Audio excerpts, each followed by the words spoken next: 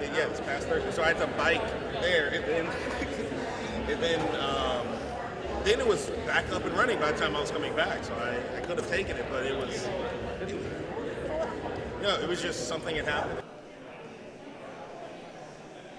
Good evening, everyone, and welcome to our Ward 5 City Hall Community Meeting. My name is Christine McNulty, and I am the city's Community Engagement Specialist.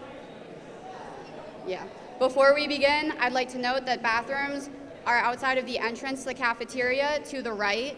Pizza and refreshments are at the back of the room, and copies of tonight's slide deck can be found in the front of the room on the table right in front of the food. And at this time, I would like to invite Ward Councilor Naima Saeed up to say hello.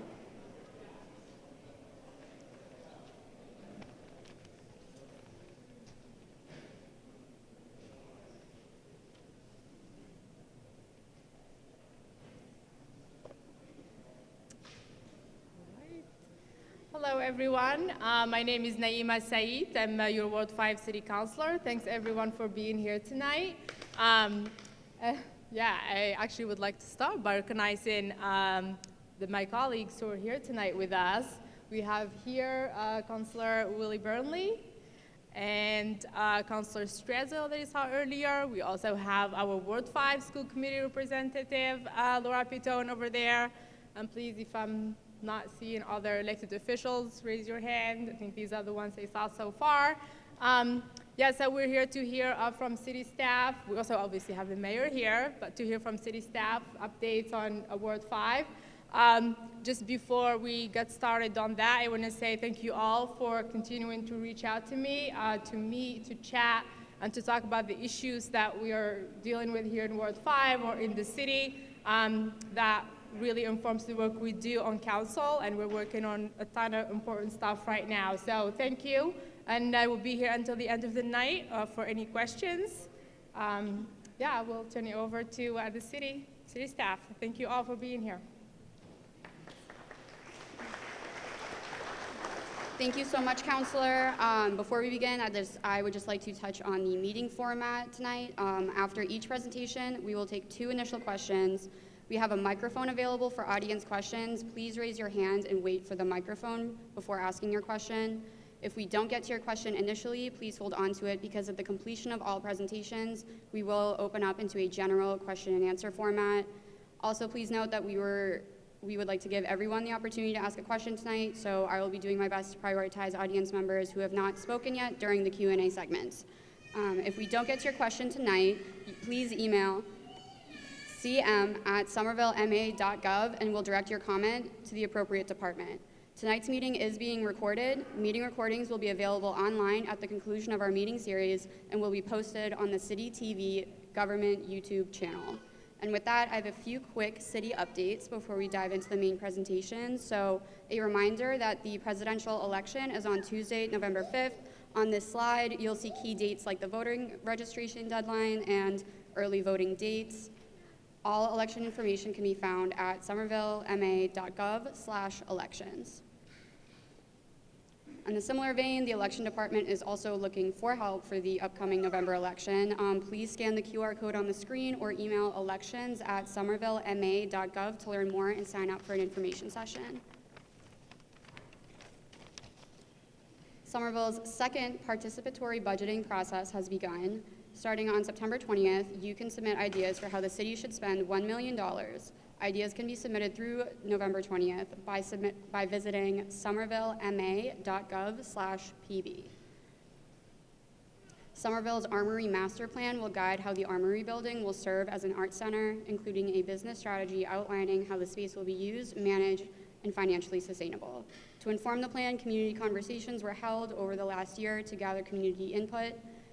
A draft plan is expected to be shared in the next few weeks. There will be an opportunity for public comment on the draft. The Armory Master Plan will be adopted by vote of City Council. Review and discussion of the plan are all expected later this fall. Somerville's Office of Sustainability and Environment is seeking volunteers for focus groups to help shape a new rental registry and energy disclosure ordinance. Please visit somervillema.gov/RRED for more information and to sign up for one of the focus groups. Community members are invited to a neighborhood meeting on October 9th at Somerville Baptist Church from 6:30 to 8:30 p.m. to discuss public safety and homelessness in the broader Seven Hills and Davis Square area. Join Mayor Valentine, Police Chief Benford, Health and Human Services staff, and more for an update and discussion on these issues. All members of the community, including individuals and businesses, are invited. If you need additional accommodation or interpretation, please call 311.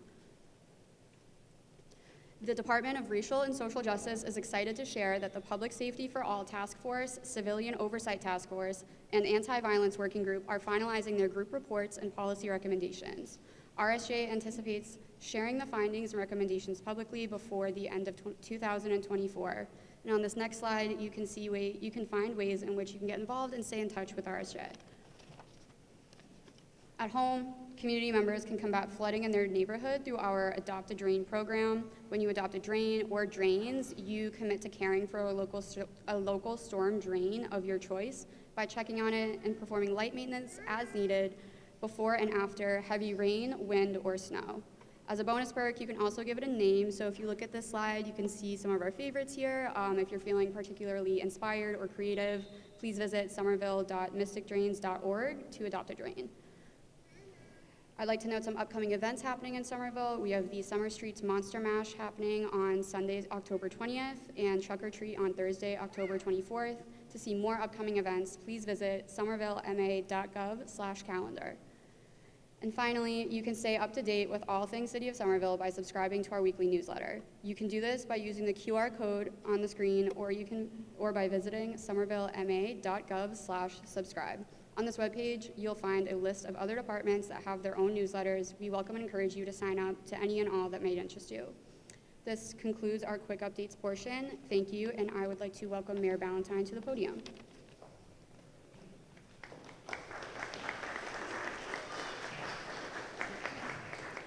Good evening, everyone. It's nice to see you here. Thank you for coming.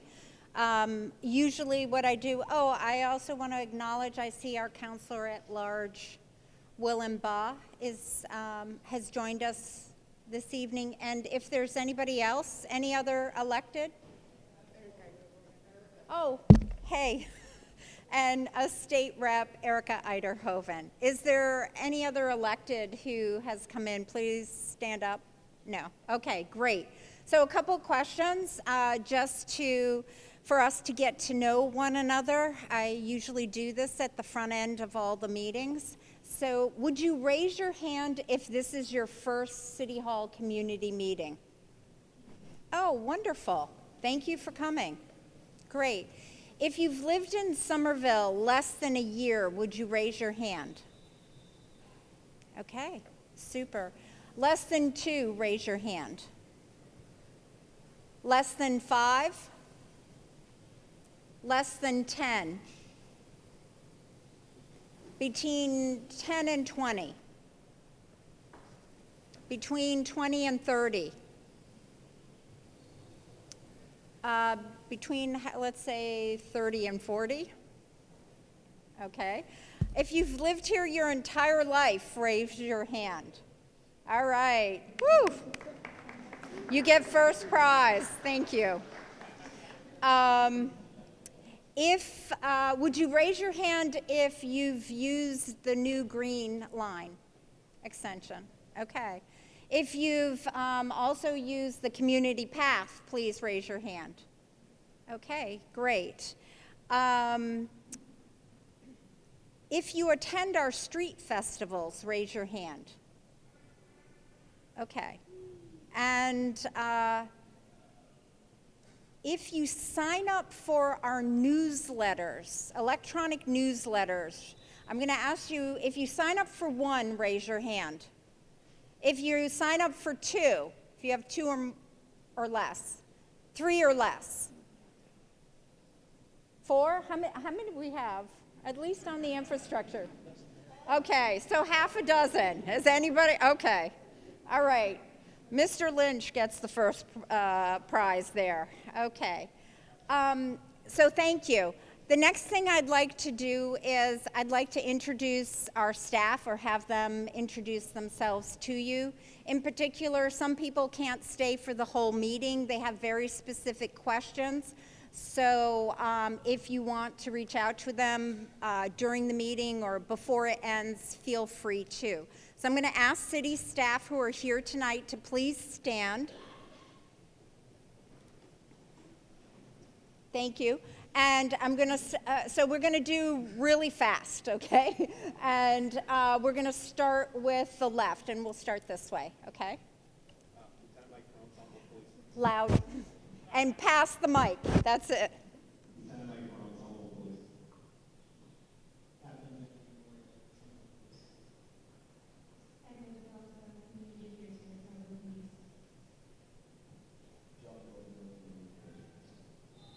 Behind you.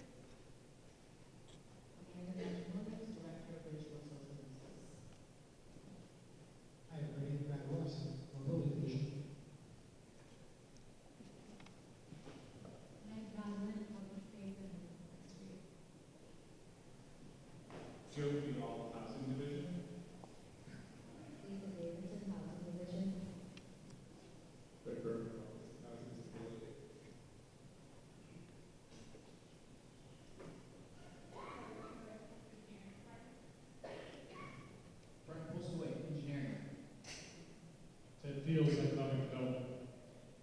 Richmond Party Economic Development. Steve Perry, Planning Conservation Zone. Elise Ballage, Office of Sustainability and Environment. Harry Anderson, Office of Sustainability. Hi, Ashley Slater, Assistant Director of Council on Aging. Charlie Green, Fire Chief. Nick Solano, Elections Commissioner.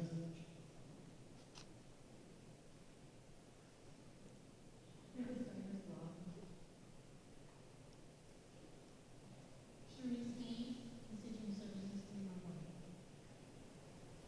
Alicia Privet, Inspectional Services. Louise Olivera, Public Space Enforcement. Okay. Victoria Berger, Communications. Okay, wonderful. Thank you, everybody. Thank you, staff.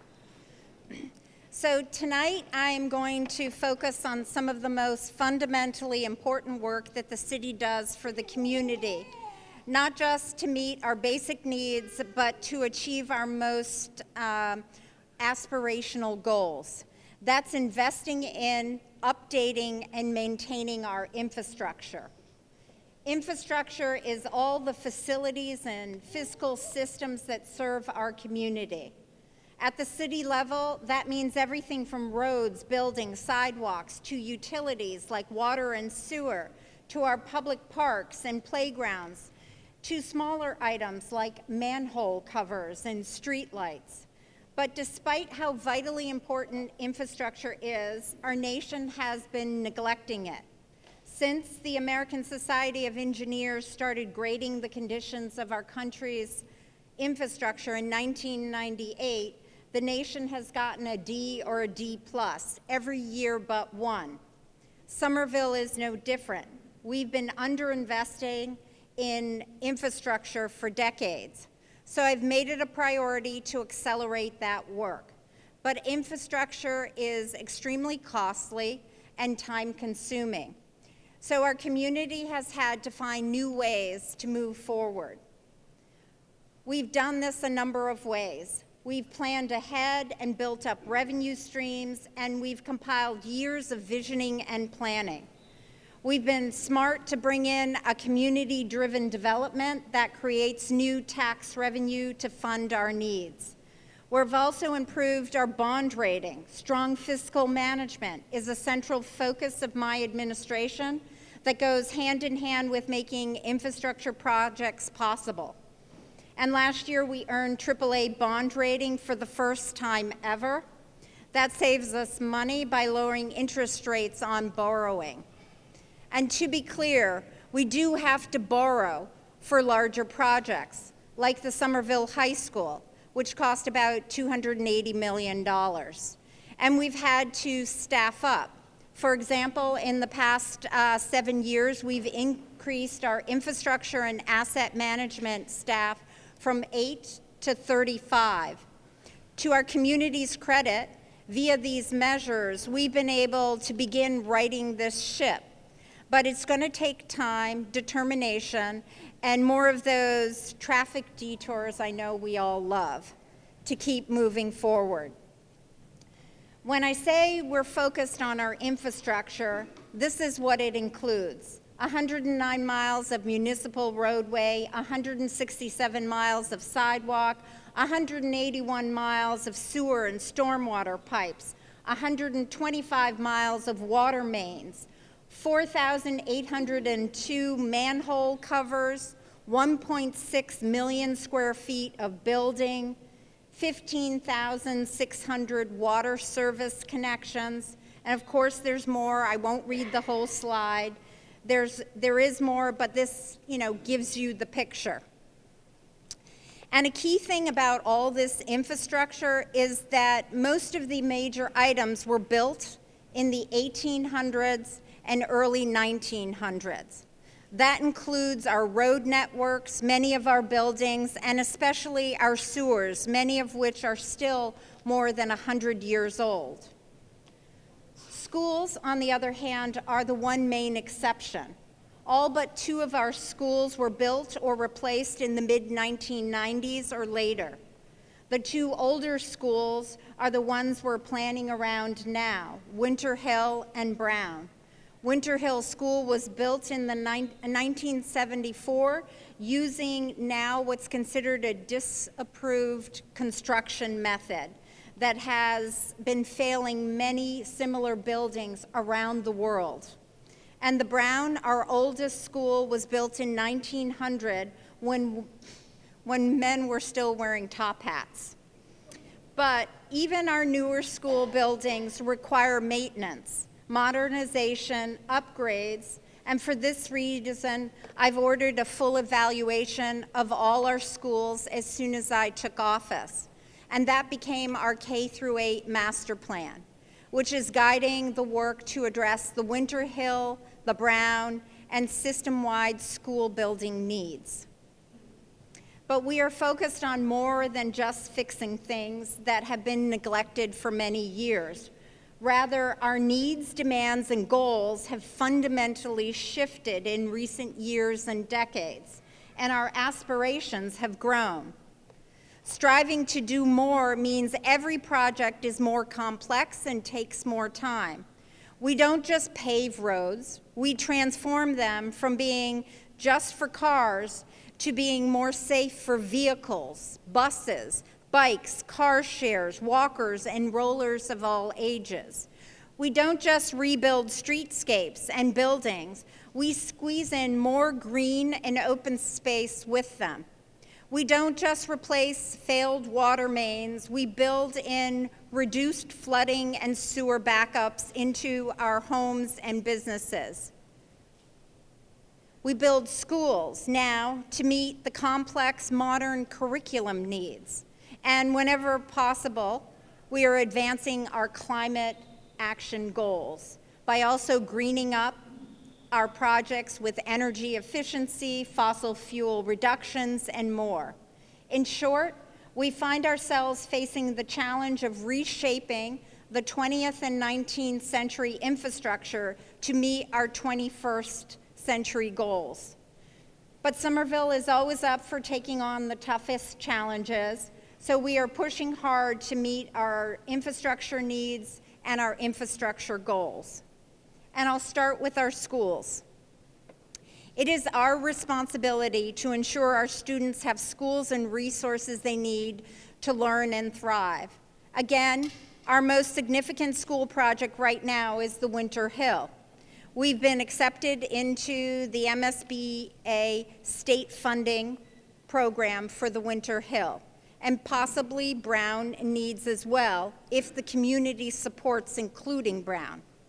Everyone interested is invited to participate in the community process around this, which will start up this month.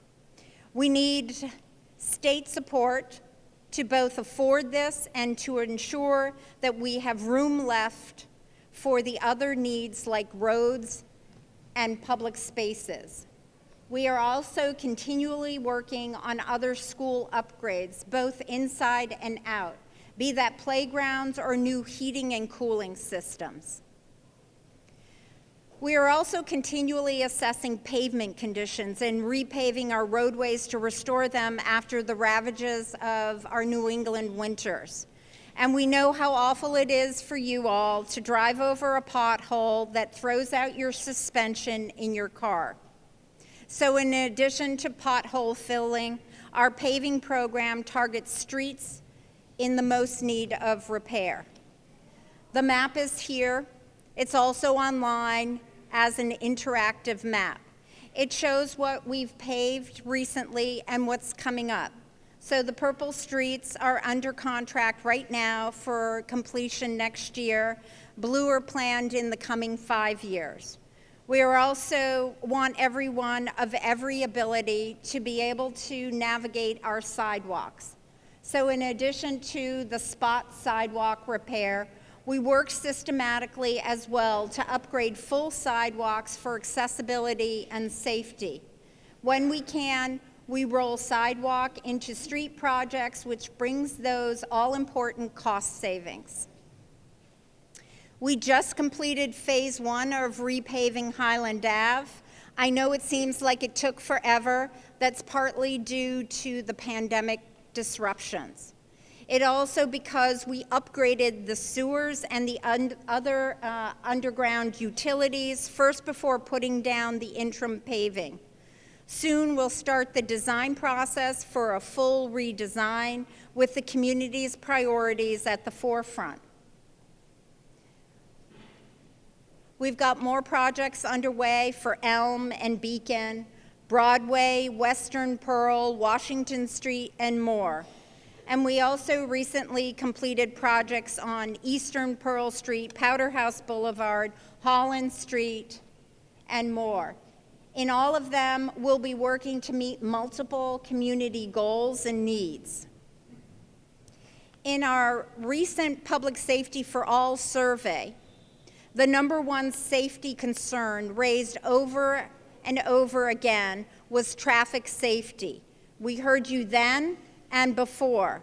My administration has been greatly increasing the pace of traffic calming installations like speed humps and raised crosswalks as part of our infrastructure work.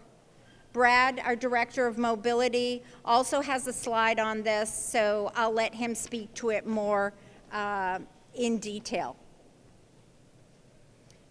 We are also continually working to maintain and improve more than 80 parks, playgrounds, and fields.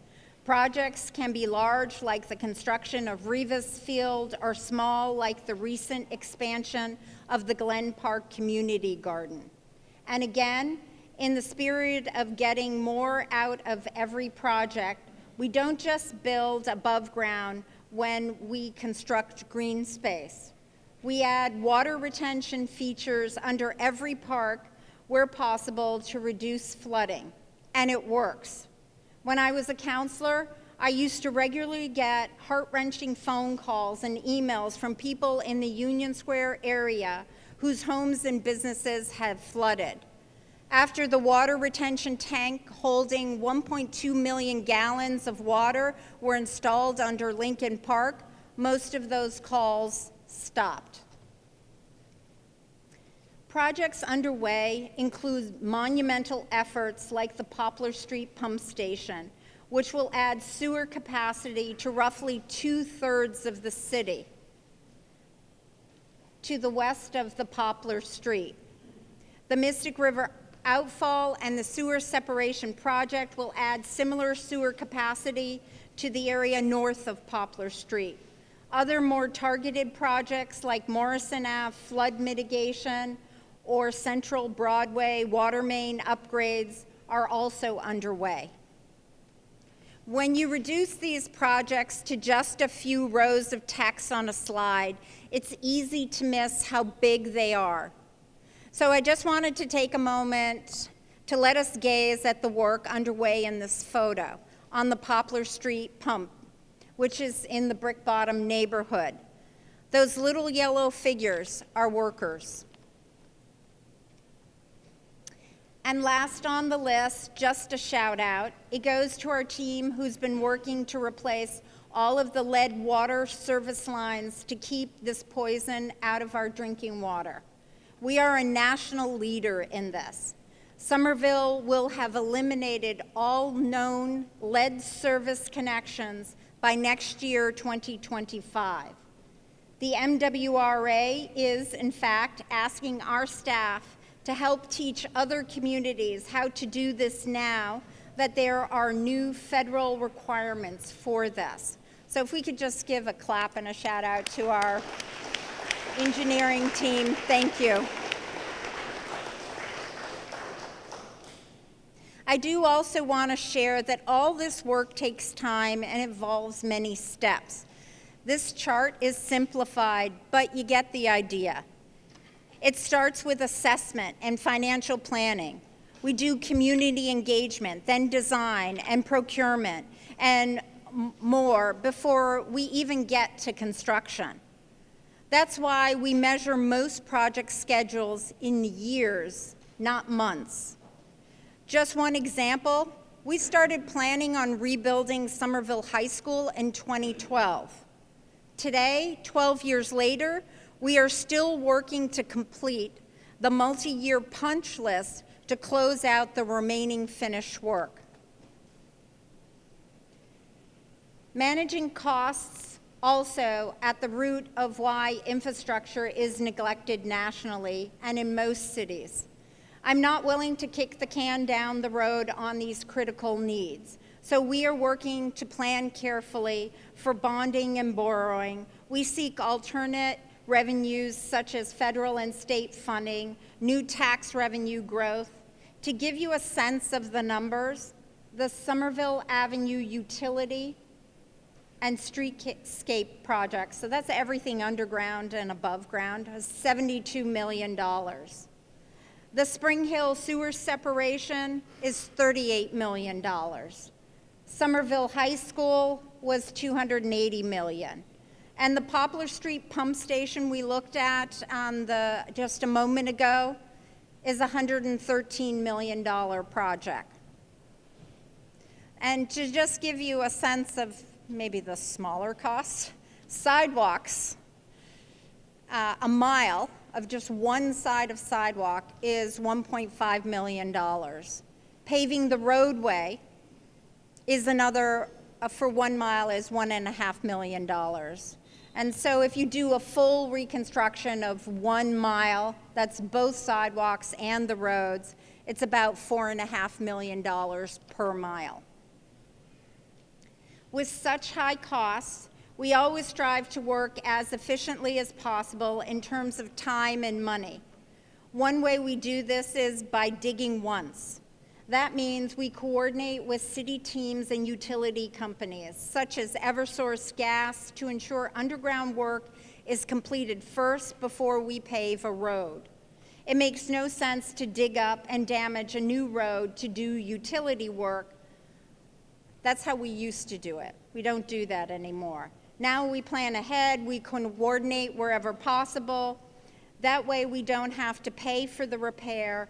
The damage that, from digging up was caused. Another way we work more efficiently is by pursuing multiple goals in a single project. For example, the Spring Hill sewer separation project is a stormwater management project. Its main goals are to reduce flooding in the city, reduce water pollution, and modernize our underground infrastructure. But a project of this scale gives us the opportunity to reimagine the streetscape above, too. So we plan to build additional features for safety, mobility, accessibility, and sustainability while bringing more greenery to the neighborhood.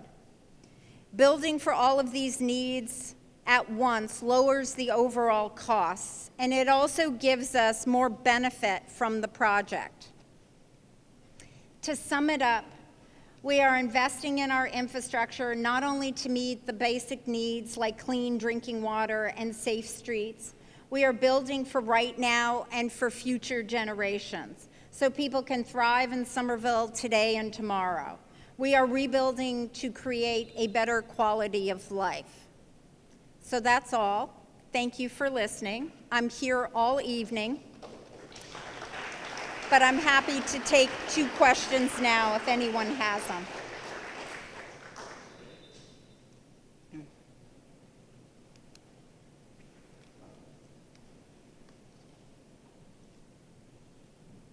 Sorry, I don't want to get too far into it. I just have a quick question on the Kennedy Universal Playground. Could you let me know what department that falls under, just so Yes. I can ask some more questions, but just get bounced around? Yeah, is Louisa, she's right next to you. Yes. Okay, thank you. So, Lieutenant, oh, one more.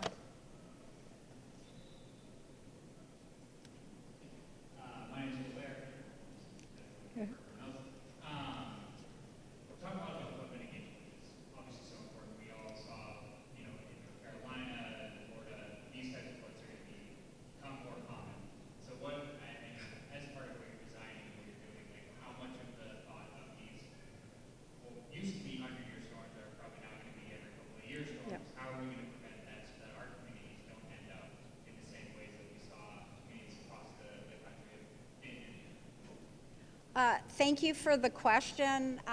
Brian, I'm going to look at you. I'm going to say it high level, so if you want to add any more, come on up. When I first started city council, I will say the director of engineering at the time told me is there are 2 parts of Somerville that would not survive with the 100-year storm. One is where we're doing the Poplar Street right now. The other, I was told, was at Alewife Brook Parkway and Powder House Boulevard from the Alewife Brook.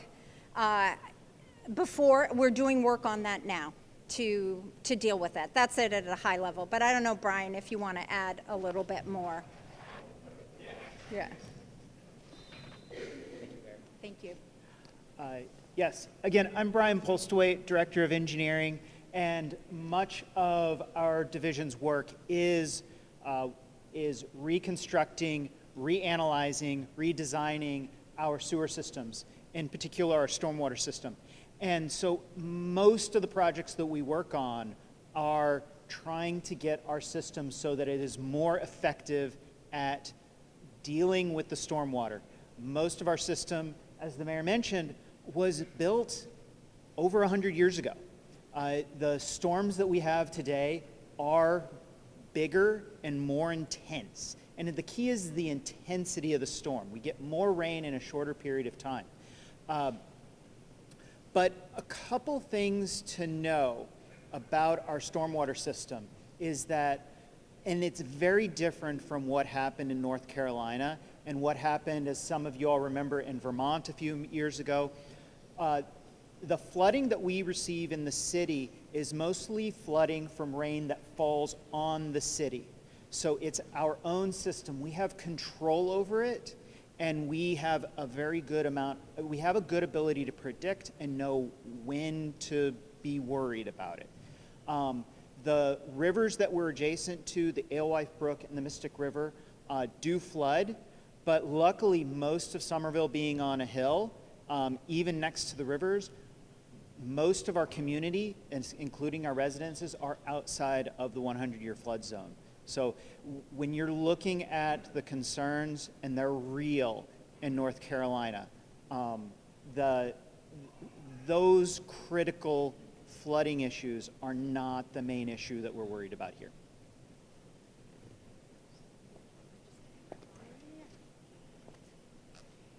Thank you so much, Mayor. Next up, I would like to invite Roberta Cameron, who is our Community Preservation Act Manager.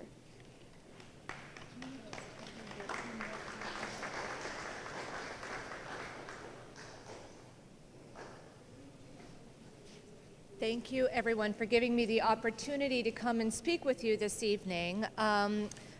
Before I start, actually, is there a copy of the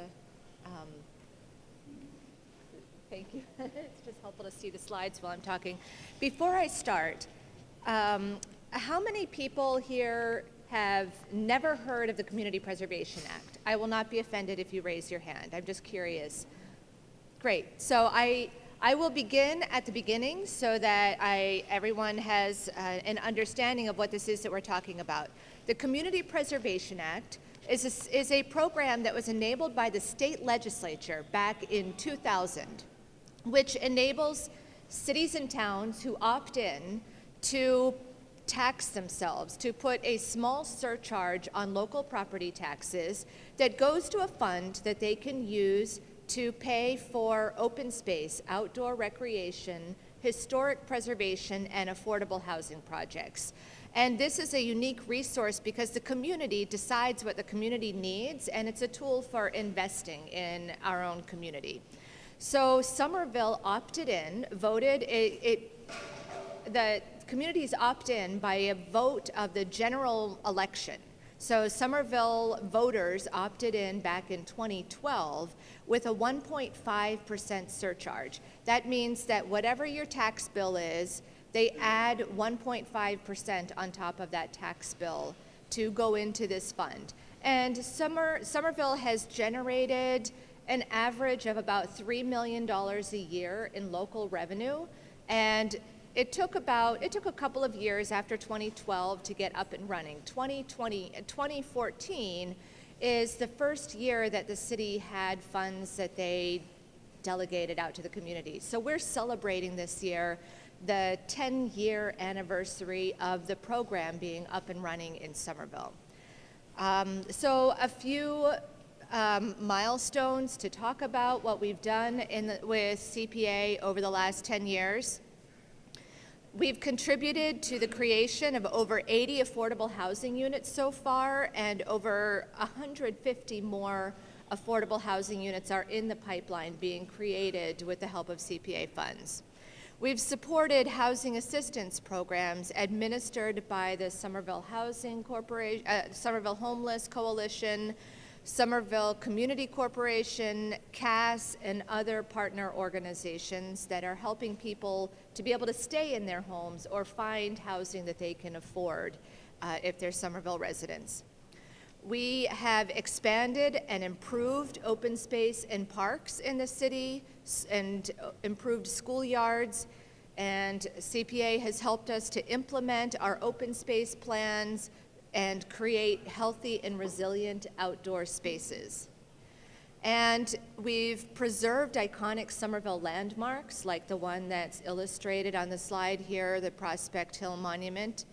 But work that I'm particularly proud of is that CPA has enabled us to invest in some of our, Somerville is well blessed with old building stock around the city, including most of our community spaces, municipal buildings, current and former church buildings, and buildings that serve community uses. And we've used CPA funds to help make those buildings safe and accessible so that the community can continue to use them in the 21st century. Two-thirds of our historic preservation funding has gone toward building elevators in community buildings, for example. We have, and I want to highlight that $24 million in local revenue since 2014 has generated $7 million in state matching funds and leveraged $300 million in funds from other revenue sources. So as the mayor pointed out, the projects that the city needs are not cheap, and $3 million a year is just a drop in the bucket. But it's an important drop because we're able to use a little bit of local investment to leverage investment from other sources. And so that's been really important for bringing funds into the community that bring up to date our resources here. So the other reason why I'm here this evening is that I want to make sure that everyone in Somerville is aware that there is a question on the ballot this November, question 6, which is unique to Somerville, which would increase the CPA surcharge from 1.5% to 3%. And that will double the size of the budget that we have to invest through the CPA fund in Somerville. So this, as I mentioned, the CPA program currently generates about $3 million a year with a 1.5% surcharge. With this surcharge increase, the local revenue would be approximately $6 million a year. And this would more than double the annual matching funds that we receive from the state. How will this impact taxpayers? We have done some calculations. The QR code goes to an informational web page that shows a little more information, but just a couple of quick figures that I can throw out there. According to our calculations, the average owner-occupied condo would see an annual increase of about $38 a year. The average owner-occupied single family would see an increase of about $93 a year. And very importantly, the CPA program provides the opportunity for low-income households and low and moderate income seniors to apply for exemptions so that they can be fully exempted from the CPA surcharge. And an example of what the income limits look like that for households to qualify to apply for exemptions is provided on the information page. So I will be around afterward. I would be happy to answer any of your questions and show you some examples of projects that we funded in Somerville over the last 10 years. But initially, if anyone has any questions, I can take 2 questions.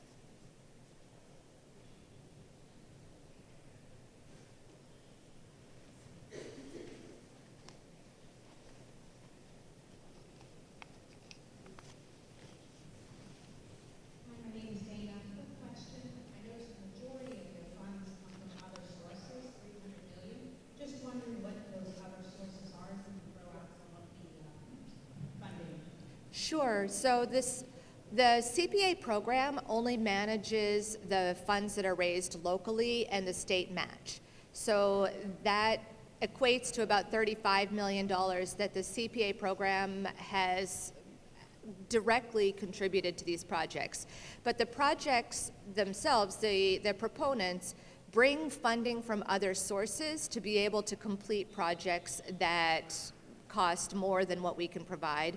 Some of the other sources have included the state park grants, or state historic preservation grants, or affordable housing funding that comes from a variety of sources that CPA funds give a match that enables us to access these other sources of funding for affordable housing.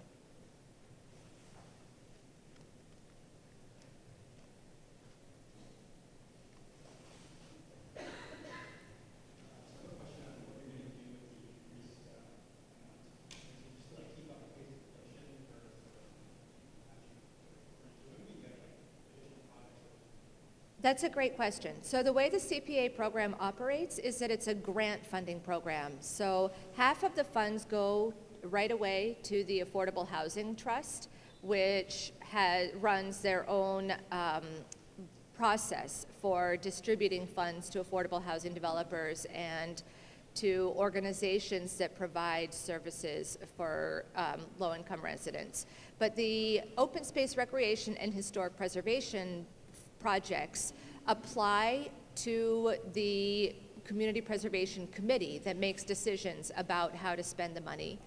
And the committee today receives more funding requests than there's funds available for, which means that they have to ask some of the applicants to wait till next year, and maybe we can fund your project next year.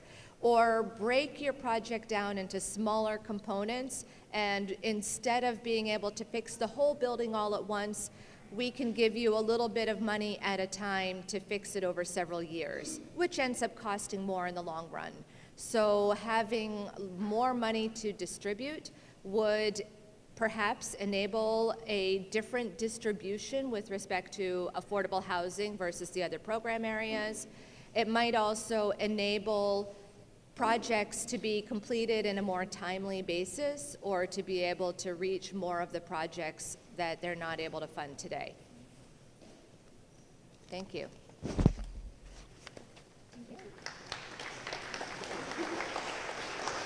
Thank you so much, Roberta. Next up, I would like to welcome Brad Rawson, who is the director of our mobility division.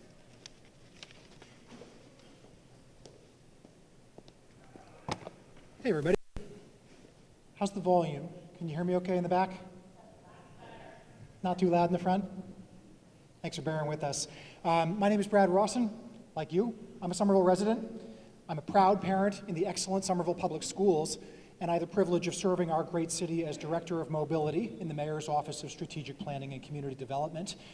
Just because we sometimes live in the world of acronyms and average folks don't always know how city government runs, I'd like to just provide a quick 60-second summary of our department.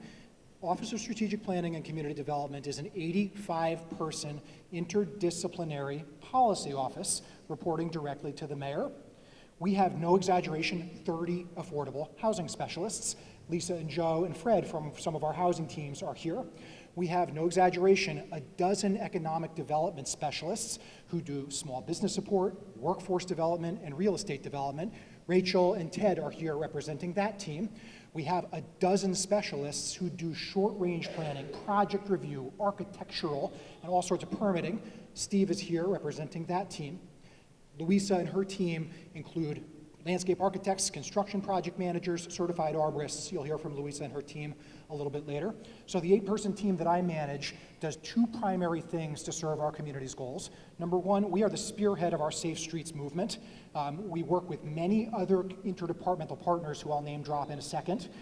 The second component of our work is achieving the community's stated goals of rapid and full decarbonization of our transportation sector. We're in a climate crisis, our planet is on fire, the storms that we talked about in a moment are directly attributable to decades and decades of subsidy for fossil fuel industries, for irresponsible, inequitable, and sustainable land use patterns that force people to drive to the grocery store, to their schools, et cetera, et cetera, et cetera. These are not our ideas at the staff level, folks. I want to really lift up the community members who have been advocating, who have been working in partnership with us to say, here are our goals, here's how we're going to get there. So a handful of city departments help us in this work. You met Brian Postlethwaite, my counterpart, who runs our amazing engineering division. Chief Breen and his team at Fire are critical partners to our Safe Streets and transportation work. It goes on and on and on. The last shout out I want to give quickly is to our city council partners. So Naima, Willie, Will, Kristen, who else is here? Representative Eiderhoven. Folks, Somerville speaks with one voice. We've got great elected officials from the mayor on down, all pushing in the directions that I'll tell you about tonight, okay? So when you come to these meetings, these ward-based meetings, you're almost guaranteed to hear about several topics. One of them is rodents with Alicia and her team. Another is traffic safety. Quick show of hands. Who has felt unsafe in the last month walking, wheeling, driving around our streets? Yeah, close calls every day. It doesn't have to be this way, folks. We know the tools, we know how to save lives, we know how to improve access and comfort for all users. And I'm really pleased to report to you all that we are moving the needle. The mayor showed a bar chart earlier that captures one side of this production. But here's a couple of local examples. If you've been down to Ball Square recently, hopefully you have had an easier time crossing Boston Avenue to get the green line that we worked so hard on. We just went out and we built this curb extension, taking space that used to be for high-speed, dangerous turns, and did 2 things. Number one, made a shorter crossing distance so a person on foot or using a wheeled mobility assistance device like a stroller or a wheelchair is exposed to moving traffic for a shorter amount of time. Those 20 feet, those 40 feet make all the difference in the world. We're talking about 5 or 10 seconds of vulnerability where you can be run over in the street. And I don't say this to be hysterical. 7 of our residents have died crossing our streets in crosswalks since 2019. This is completely unacceptable. Second thing is, you may have noticed if you live here in the neighborhood, Cherry Sartwell, if you're a part of the Kennedy School community, you have been advocating for safety around this school. And we have told you year after year, we're gonna get to you, but we plan a couple, 3 years in advance, and we've been working our way strategically across the city. I'm so pleased to report that we're finally building speed humps on Cherry and on Sartwell this fall, over the next 30 days or so, as long as the weather's good and the contractors perform. So thank you to all of you who have signed petitions, who have come to city council meetings and advocated for these Safe Streets investments in Ward 5. Next slide, please. And folks, we don't do this just for the sake of doing it. We do it because it's evidence-based. It gets results. These two charts, which are probably more readable on your handouts, show you two important indicators of success. One is the overall number of reported crashes.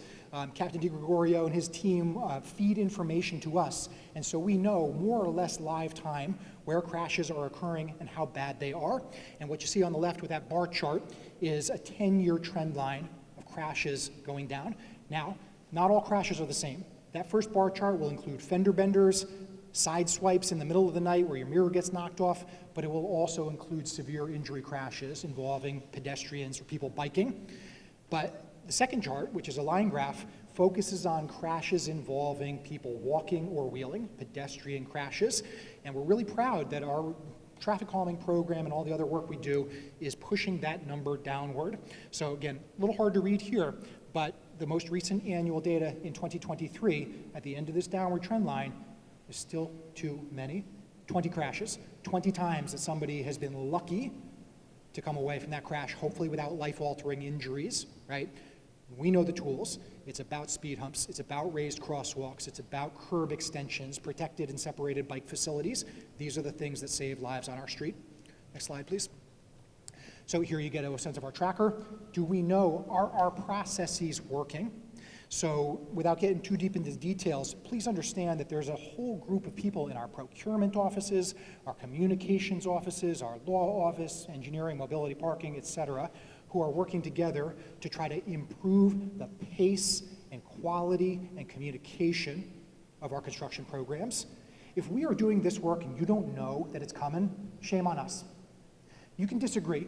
We don't hide from the fact that our Safe Streets investments sometimes can make it a little less convenient or slower to drive or to park in our neighborhoods. But we think it's worth the trade-off, and we think that we're on the right side of history here because our residents tell us year after year that we're on the right side of history here. And yet, it's incumbent on us to tell folks where to expect these investments. So if you get out onto Cherry or Saltwell, you've seen little flyers that we hang. There's a million ways to keep abreast of our progress. So next slide, please, Victoria.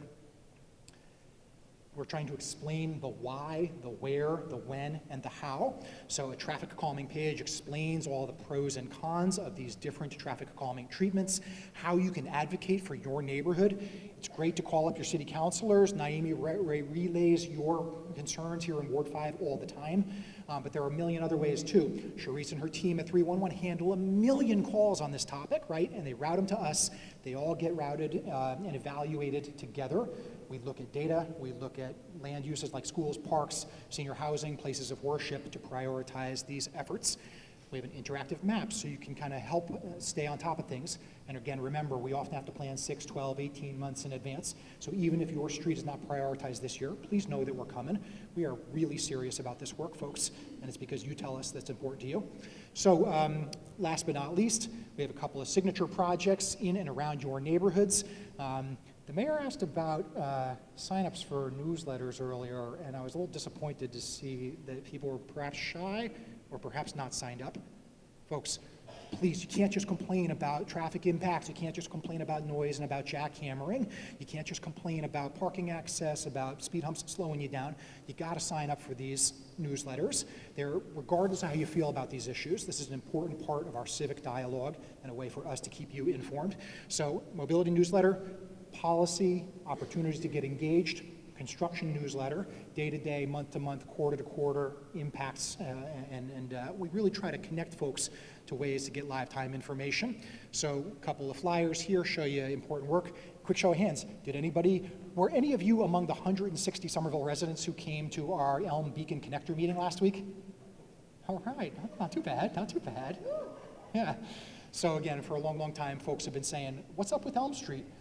We know that Beacon Street has become much safer over the years, but Elm Street has every bit as much density of pedestrian, bike, and bus activity. So you have been within your rights to say, city, when are you going to get around to it? We're proud to say that we are. It is not a construction project. It is a pavement markings, a flex post, what we call a quick build project. So the scope is a little limited, but that allows us to move through the implementation quicker and with fewer construction impacts. So please do visit these websites, follow the links. We're just at the beginning of both of these community processes. So all winter, into the spring, and even into next summer, We'll be talking about Elm Beacon Connector, we'll be talking about West Pearl Street, and then a million others, as the mayor mentioned. So with that whirlwind of information, I hope it wasn't overwhelming. I'm happy to answer a couple of questions right now, and then I'll be around all night and talk to you folks until everybody's gone home and watch playoff baseball. Thank you.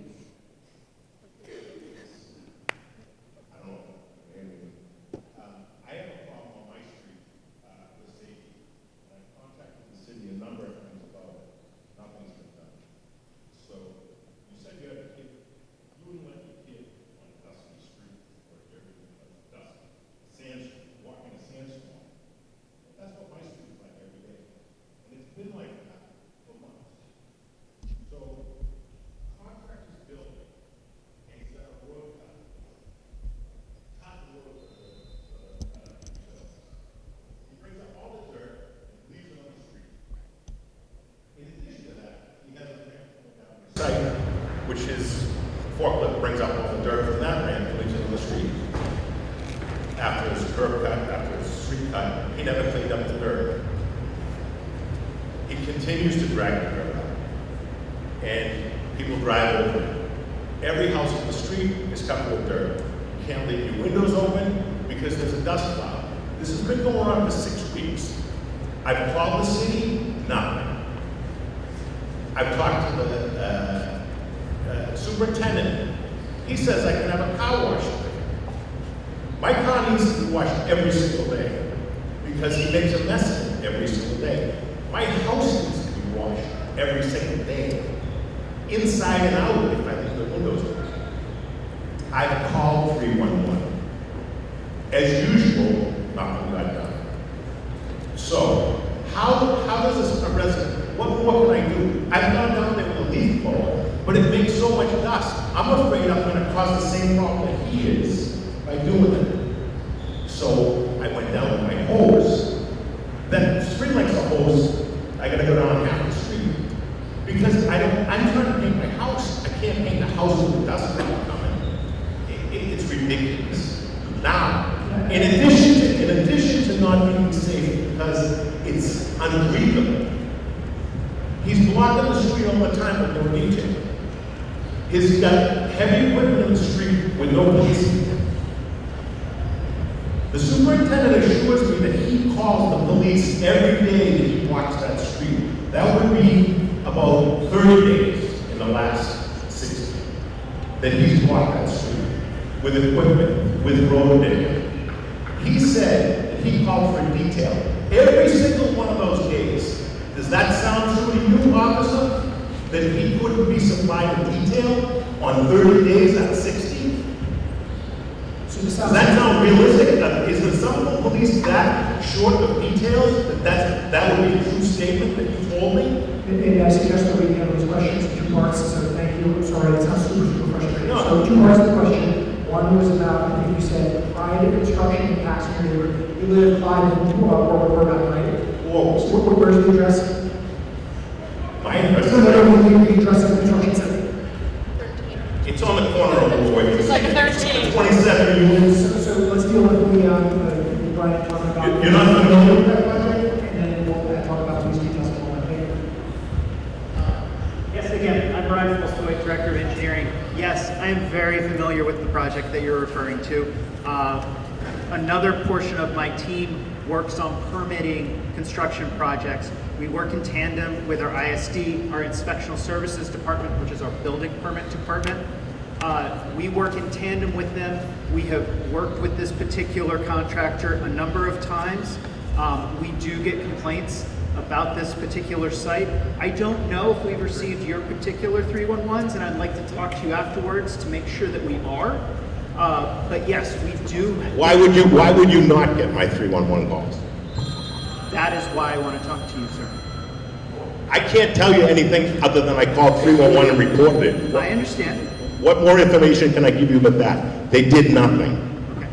So we respond to 311s on multiple construction sites in the city, including this particular one.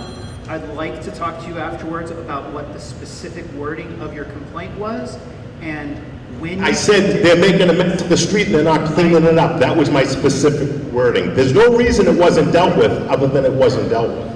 Okay. So we do send out teams out to go and look at this particular project as well as many other construction projects through the city. We have hundreds of going on at a time, and we have 2 people going around to inspect them. So we have been reviewing these, we have been responding to complaints, and I apologize you feel like you haven't been heard, but I would like to spend the time this evening with you to hear you. Okay. Let me explain further. Not only is nothing done, that the street's dirty, our only hope is that the city street sweeper might be able to clean up a little of the mess this guy made. But they can't. Because this guys are parked on the road, so every idiot that lives on the street like me moves my car so the street sweeper can go down. All these guys park there and the street sweeper doesn't come. One day the street sweeper even tried to come around. He tried. He came the other way and came down the wrong way, trying to get in and out of cars to do as much sweeping as he could. It was not enough. But this is not the first time I've called. I've called 3 times over the street sweeper because they didn't come. So the contractor doesn't clean up the mess. The city doesn't clean it up because they can't, because the cars are parked illegally, because they don't ticket the cars that are parked illegally. That I called them out as well. Now let me, hold on, I'm just saying. This is the problem. So now, all I can do, the contractor will help me. I pray for the city street sweeper to come. They come, they can't sweep the street. So now, I go to church. I pray to God, please let it rain. Because it hadn't rained for about 8 weeks. Finally, God answers my prayers. It rains out of the heavens in 2 days, washes the street. But it also made the ramp that he was driving up and down Monday. So in the following 2 days, he brought up twice the curb that was on the other side. I mean, what are you gonna do?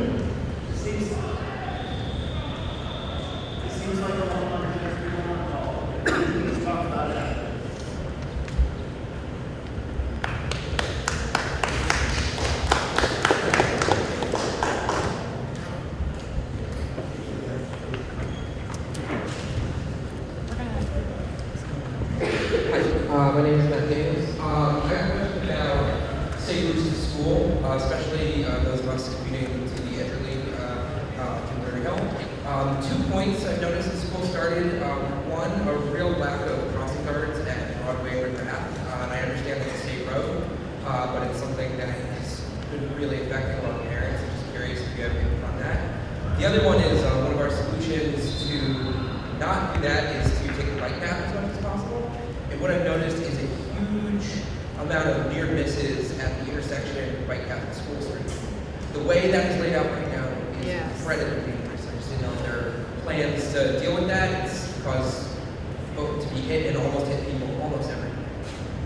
Thanks for those questions. The next directly to your leader across town.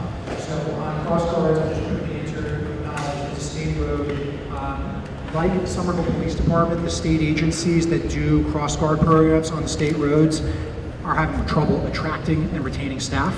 Right, LTA, right, Captain? So imagine if in Somerville we have 100 positions authorized, we can get 50 or 60 of them filled. So that's a real tricky thing that we're trying to reconcile. We've talked to the state agencies and advocated. Erica and her colleagues at the State House have been doing that, calling DCR, calling Mass DOT. We're getting the same exact answer. So it's super frustrating. Don't have a good answer. Just wanted to tell you that this is something we're aware of and something we're working on and we're lobbying for. In terms of access points like School Street, folks will probably remember that we've advocated for a different design. MBTA and Mass DOT was not willing to do that. They wanted to save money and build that project fast. So there's that goofy elbow there. We are working on ways to remedy that using our own money, our own construction crews to try to straighten out that location. We're also building more and more speed humps so that, crossing vehicles are moving slower, which improves the sight distances. But again, I want to acknowledge that is part of my daily routine as well, and it is a pain point for sure. It's something we're worried about and it's something that we're working on. Totally. And so again, anybody else who's out there, if you ride a bike on the community path, just please really go out of your way to be a good neighbor. take it slow. We're not trying to be Lance Armstrong on the Tour de France here. I know we have some folks have long commutes, but prioritize slower moving pedestrians rather than you're setting your new record on your navigation app. Thanks, everybody.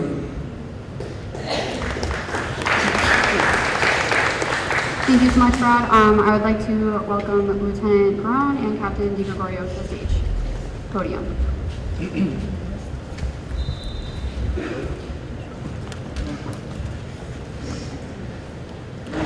Good evening, everybody.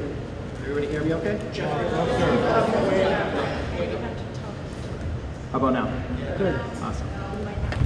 I'm going to have to hold it. So, my name is Captain DiGregorio, Jeff DiGregorio.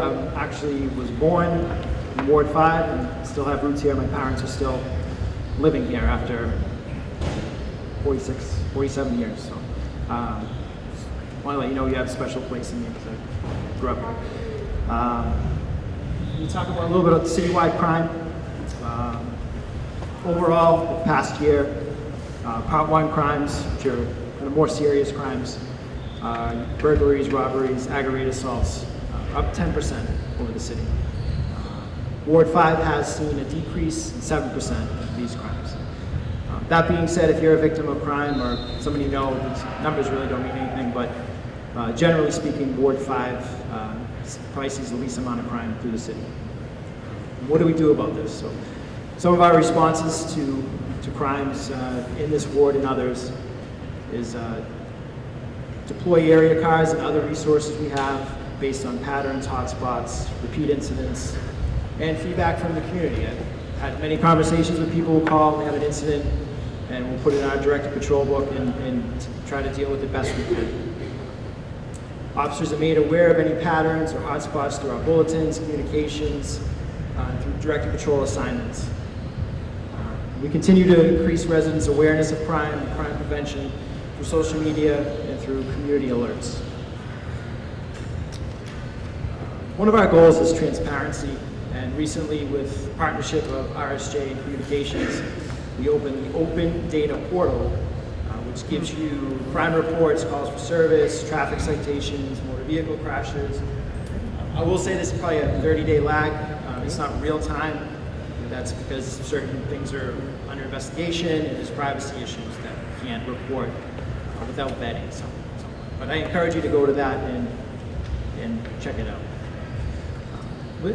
In that theme, increasing awareness, community awareness, with Somerville Communications, we partnered to have alerts. So you can sign up on the somerville.gov alerts. And again, it's not as real time as you'd like, but you can have information sent to you regarding shootings, missing people, things like that. So I encourage you to kind of check it out. Our goal is transparency, trying to get as much information out to you as we possibly can. So these tools I think help. I'd like to pass it over to my colleague, Lieutenant Mike. Good evening, Ward 5. Thank you all for being here tonight. Like Captain DiGregorio, I have a special connection to Ward 5 as well. My sister was a longtime park leader here at Trump Field, and for those of you who may have grown up in the community, you may have remembered the competitiveness of the parks here within the city of Somerville. One of our marquee events every year was our track meet, and it was a great event for our community leaders, parents, and youth to get together and really get to know who each other are, build community really well here within the city. And I tell you this story because community programming has such a long, strong history here in Somerville, and is such a big part of what we're trying to do at the police department in terms of building trust within the community. We can't deliver excellent public safety to you all without having your trust, without knowing you, and without hearing your concerns and addressing you. We try to attend and have and hold many community events so that we can get to know you, to get to know what the issues within the community are and how we might solve them. Some of the initiatives we've worked on over the past year, we just re-implemented a community affairs unit. They attend approximately 30 events each month. These include things like council and aging events and youth sports. And they're really out there, they're sort of the tip of the spear in building the relationships within the community and addressing a lot of the problems that are out there today. We recently, after COVID, we brought back National Night Out, and that is now a police department-led event that is led by several patrolmen within our department. It's a great night. We have a lot of fun, and as you can see from the slide up there, you can come dunk my boss in the dunk tank, Deputy Donovan. It was a great night for all. We had a great time. We really learned a lot about the community and what's going on out there from all of you. So I hope this event is a mainstay here in the city, and I look forward to seeing a lot of you there next year. I currently serve as the director of the Junior Police Academy, which is one of the main youth events here within the city. It's a lot of fun. We really build great relationships with the youth in the community. We do things like we brought in a dive team here at the Kennedy Pool, and they put on a demonstration. We took them to a Red Sox game for our partnership with the Boston Red Sox. We also teach them some life skills that are really important, like first aid, CPR, and things that they can actually use day to day in the event of an emergency. But really what we're trying to do with this program is, like Captain DiGregorio and I, we were inspired by some of the police officers who came before us, and we're hoping to inspire the youth within the community to sort of become the next group of guardians for all of you. It's so important to keep people here as the protectors of the community who grew up there. You have a special connection to it. You really care about it when you grew up here and when it means something to you. Lastly, community meetings like these ones tonight. I hope all of you, or some of you, will approach Captain DiGregorio and I and let us know about some of the problems and issues going on in the community and how we might address them. As I said, we can't do this without you. We can't deliver great public safety service without hearing from you and getting ideas from you on how we might solve them. This is the contact information for different ways in which you can contact the Somerville Police Department. I know everybody's inclination is to call 911 when there is an emergency, but we do have a limited amount of lines, so if it's not an immediate emergency, the 112 line is the line that we prefer that folks use. If it is an emergency, obviously always call 911. We also are on every major social media outlet. You can visit our website, somervillepd.com, for information that's going on in the community on the public safety side of things. And in the event that you'd like to submit an anonymous tip is multiple ways that you can do that. As we've talked about tonight, we are looking for help at the Somerville Police Department. I can tell you from experience, and I'm sure Captain DiGregorio would say the same, this career has been the most rewarding challenge that I've taken on in my life. I left a career in finance to do this, and I wouldn't change a thing. And I hope there's folks maybe out there today, or folks that you might know who might be interested in pursuing a career in law enforcement with the Somerville Police Department. And we're a different community-based organization. It's an exciting career, it's a rewarding career, and it's something that I hope we can inspire others to follow us and take up that task. So if you do know anybody, we can talk you through it at the end of this presentation tonight on how you might join the SPD. I think with that, take some questions.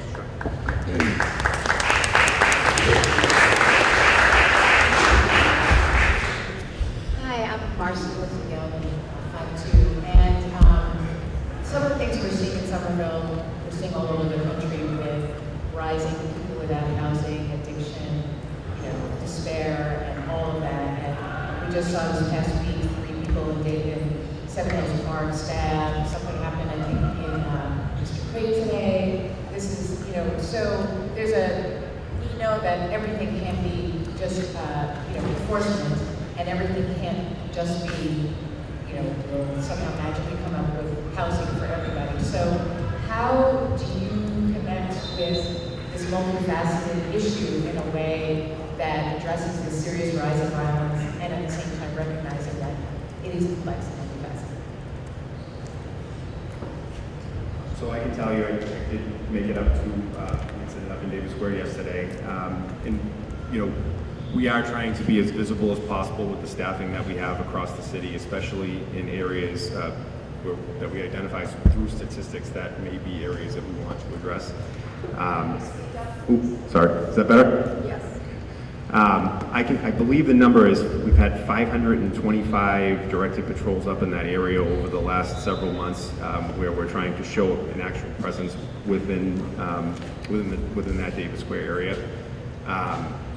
We are partnering with the Somerville Homeless Coalition, for example. We've built relationships and built inroads with them, and we're also out in using our community affairs unit to also go out and build relationships with in the unhoused community. So we are taking multifaceted approach, as you mentioned, to do that. Just to add on, our core unit with Patty and the social workers and mental health, they're housed right in the police department. They monitor calls, they go out with officers, they have case,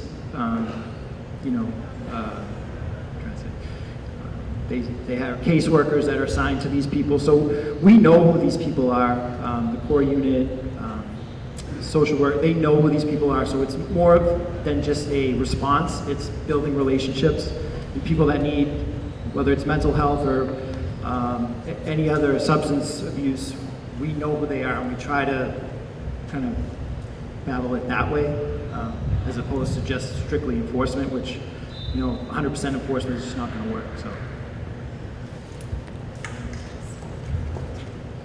If I could add to that also, in our Department of Health and Human Services, our HHS, we've added 4 positions, community health workers, CHWs.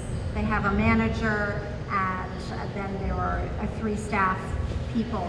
Their goal is to be out of the office and in the community like 90% of the time. And so they are also going into building relationships also. And we are close to hiring a social worker who will also work in our libraries to also be able to build connections and try to connect people to services, and or I think, is it the Office of Housing Stability or some of our HHS staff who can also sign people up for health insurance and so forth. So we're really trying to do the wraparound services. Thank you.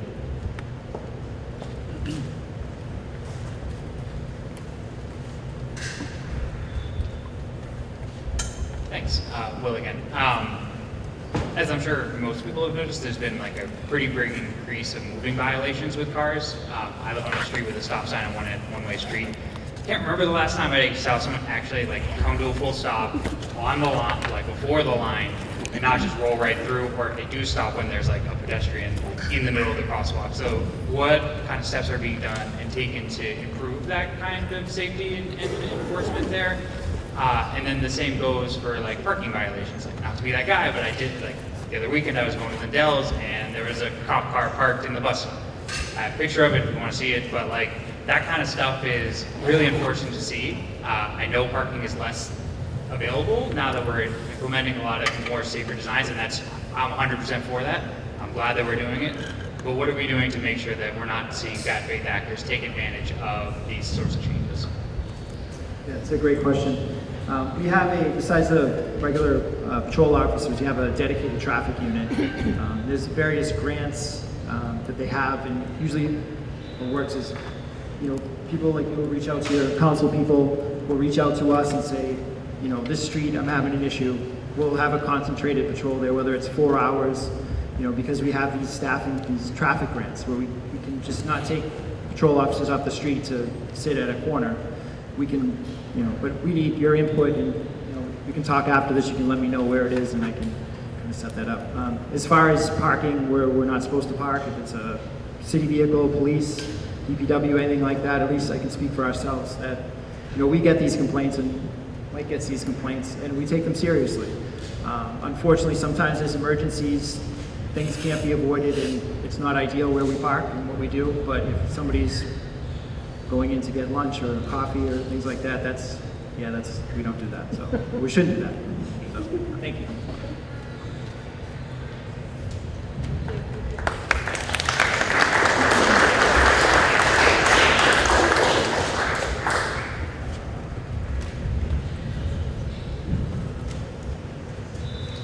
Thank you so much. Next up, I would like to welcome Louisa from our Public Space and Urban Forestry Division. Hi everyone, can you hear me? My name is Luisa Oliveira and I am the Director of Public Space and Urban Forestry. We are a team of 7 people, landscape architects and arborists. So we're, to put it simply, responsible for parks and trees. Someone had asked earlier about the Kennedy School, the woman who was asking questions of the mayor. I do want to give you a quick update on that. The Kennedy School, this school, in 2018 was funded by the CPA that Roberta spoke of to do a design for a playground out front. We are going to begin that process for a universal playground, so that is a playground that all children with all physical disabilities can use this fall. So please stay tuned for community meetings around that park. This is a mistake slide. This is not in your ward. I realize that, but I'm gonna... It is our city. It is your city, that's right. Michael is right. But I also want to take an opportunity to say, this is the Dilboy Auxiliary Fields near Dilboy Stadium, and it is being redone as a natural grass field.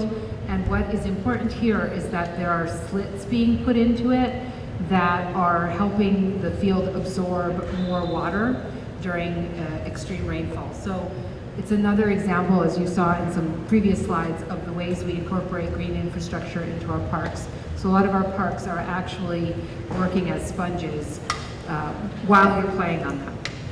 Anyway, Ward 7. You do have a park in your ward that's being actively worked on, Somerville Junction Park. For those of you who use the community path, it's one of the few areas to stop between Davis and Boston.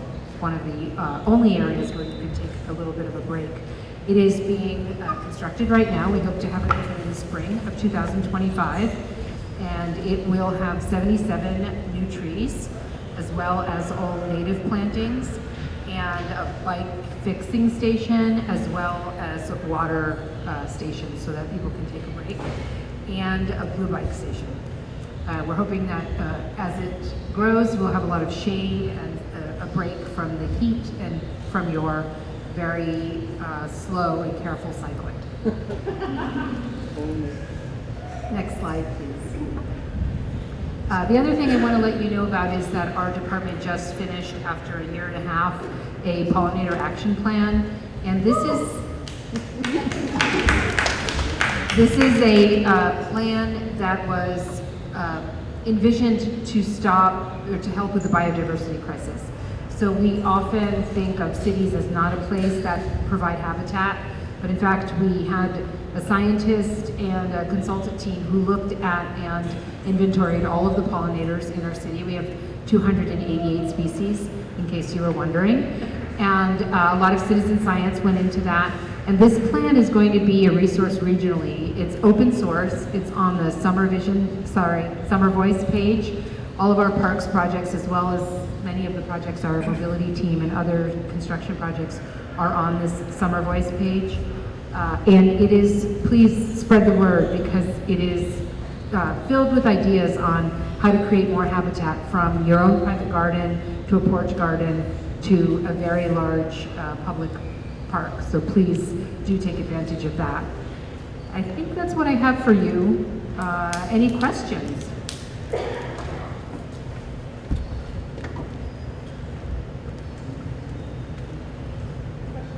Oh, sorry.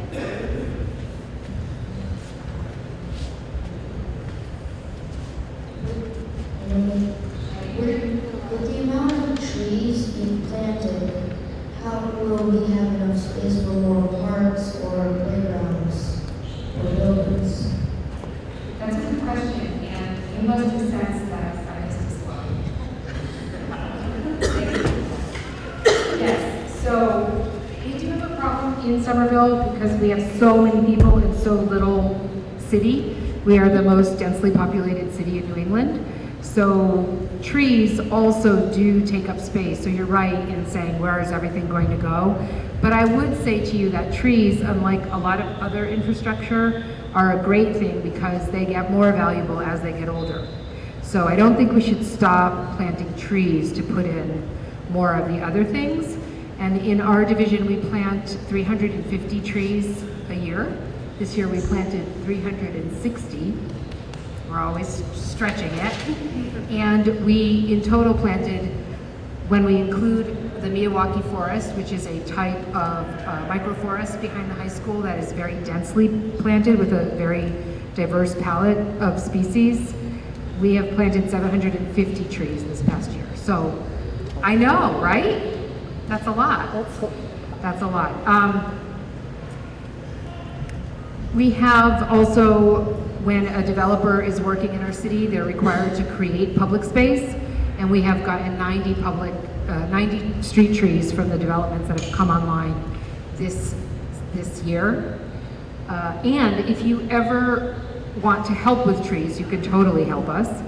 And you can always, if you have a question about trees, you can email trees@somervillema.gov. And that made me also realize that I forgot something on the past slide. Sorry, I'm just a mess today. You can do some great things to help pollinators this fall, and those include being more lazy and not picking up all the leaves. So obviously in areas where someone could fall, a walkway, or if you want to keep things looking neat, feel free to pick up the leaves. But if you want to put a layer of leaves in your planting beds, that's a great area for pollinators to overwinter. So if you don't feel like doing yard work, I'm giving you that pass. Don't cut back the perennial stalks, and don't do your fall cleanup until May. In May, we are encouraging people to do no-mow May, so let the lawn grow, because that's when emerging bees will come out and they need the clover flowers. And then if you, again, would like to be more lazy, instead of mowing every week, mow every 2 weeks or less. So those are all things that are landscaping practices that help to encourage pollinators living in our city.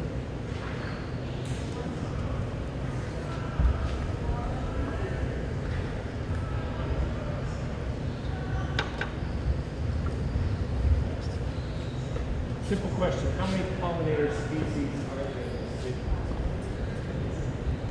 How many pollinator species are there in the city? Well, Michael is playing a game because he was on the pollinator advisory committee, but I'm going to say 288 because that's what I think it was. Is that right? Yeah. Bingo! He tried to stump me, but he couldn't. It's important to know that there's 288 because... Well, people in the city think there's no diversity. Oh. And in fact, there is incredible diversity in the city, even though it is the most densely populated city. Right? That's right. And it's a surprise when you actually think of it. We have 288 species of pollinators and 81,000 species of humans. But Michael's point is that a city is a place where pollinators can grow, and we can create more habitat for it. So thank you for that.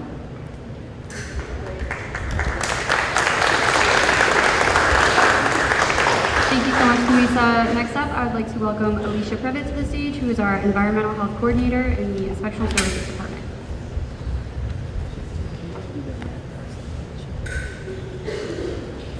Hi, everyone. My name is Alicia Privet. Oh, louder. I'll try to yell. I'm sorry. My name is Alicia Privet. I'm the Environmental Health Coordinator. Oh, is it off?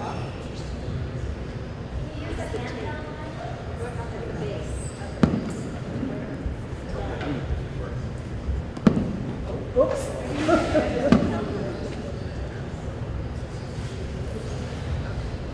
All right, I'll just talk through this.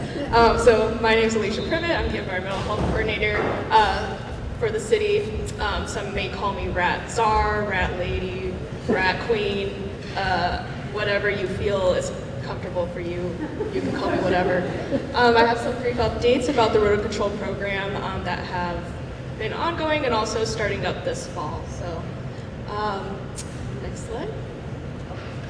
So the first thing is we have started a rodent fertility control study at Somerville High School. This involves using this bait. It's called Evolve bait, so it is a birth control for rats.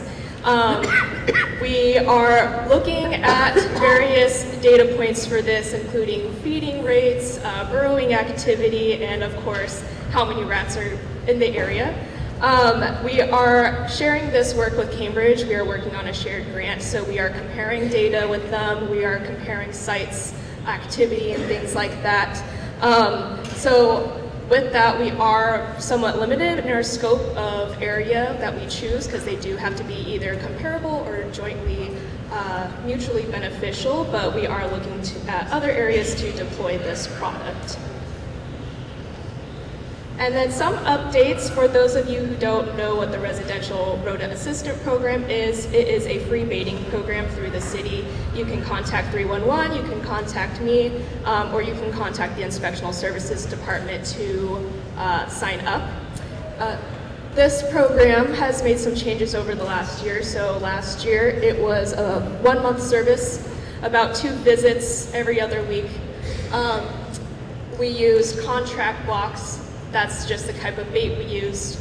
We now have extended the program to be 2 months long, so 4 visits every other week, checking that bait periodically, and then we are using T-Rad blocks. So I know this sounds like a lot of rat jargon, but basically the T-Rad blocks are a vitamin D-based rodenticide. Research has shown that there are less risk of secondary poisoning when using this bait, so as compared to these contract blocks. And then we also offer other alternatives for rodent treatment, including carbon monoxide and dry ice on qualifying properties. So if you are interested in those, you sign up for the program. Our inspectors and pest control technician will go out and assess your property and see if it will work on it, basically. Next slide. And that's about everything. Are there any questions? We'll tag team. Yeah, we're not here. Okay, I'll go there. All right, here's my question. My barrel's being chewed through. I'm assuming it's squirrels, but now I'm not so sure. I've never seen, I've only seen squirrels. I have not seen rats. But doesn't mean I don't have them, I don't know. So I wasn't sure what to do. I have taped it. I have sprayed it with mint. I have done everything I can. And now the barrels are just a mess. And I don't know how to protect them anymore.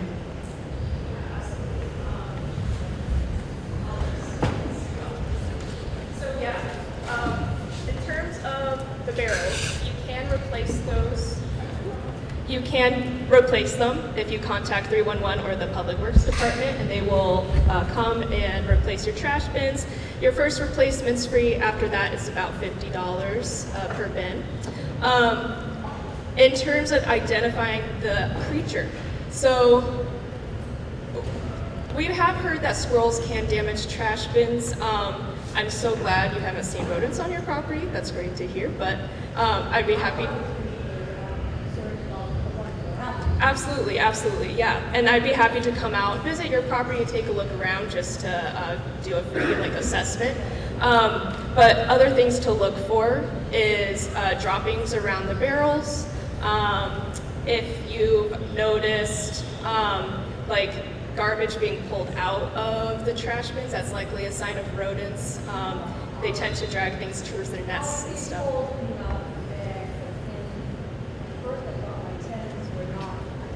First, I thought my tenants were just throwing them in, but then I realized it was an animal getting in there chewing on the trash barrel bags inside. Yeah. So, yes. So how would I get in contact with you? Because I would like to check it out and get rid of these. Yeah, absolutely. I'll give you my card, and I can take down your contact information. For anyone else, for general information about if you're seeing this as well. Various things you can do to try to prevent this from happening is keeping the trash bins away from a surface like this. So say the lid's right here, and then you have a ledge right here, like a porch or something. Try to move it away from that. Rats will crawl up on here and then come onto the trash bin and then chew on it. You can also turn the trash bin away, so it's facing away from an open space, basically. Other things we can do are compost. So compost helps by deriving your produce from your barrel into a more tightly secured bin. So if you're interested in composting, it's great for rats, or great for getting rid of rats.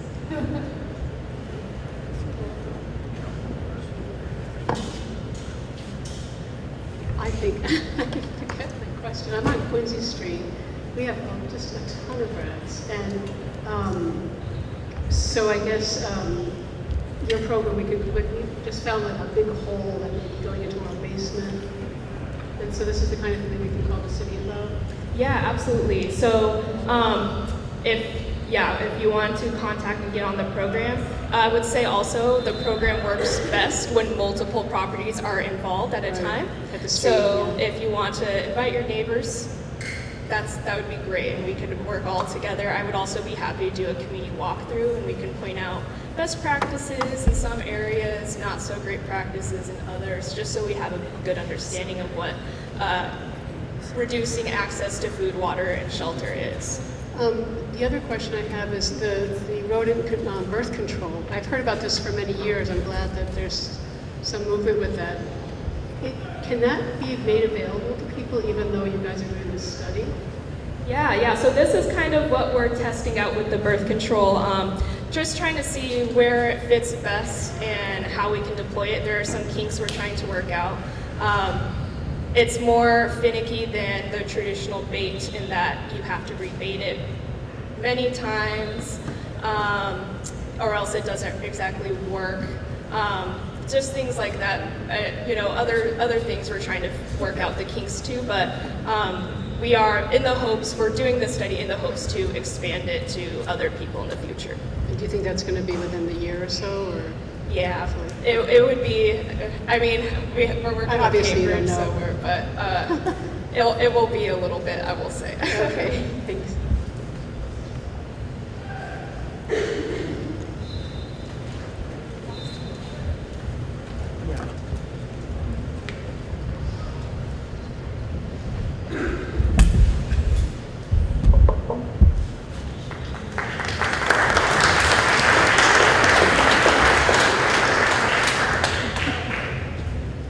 I forgot, sorry.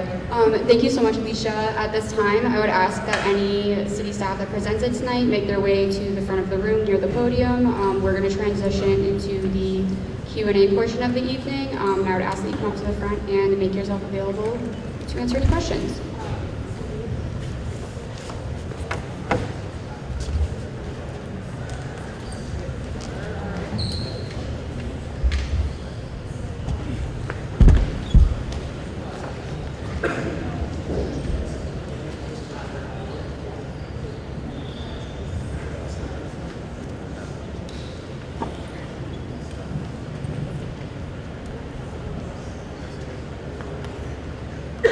Hello.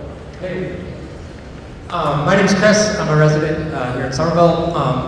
I had a question about, I appreciate the information about the infrastructure, and there was a lot of talk about roads, but I'm curious about city-owned buildings, and how can I learn more about what projects are going on, and at some point, like just routine maintenance. I have two things I'd like to advocate for. The pool at this school was closed, apparently due to maintenance or other issues, like right at the beginning, so it was closed here for a month.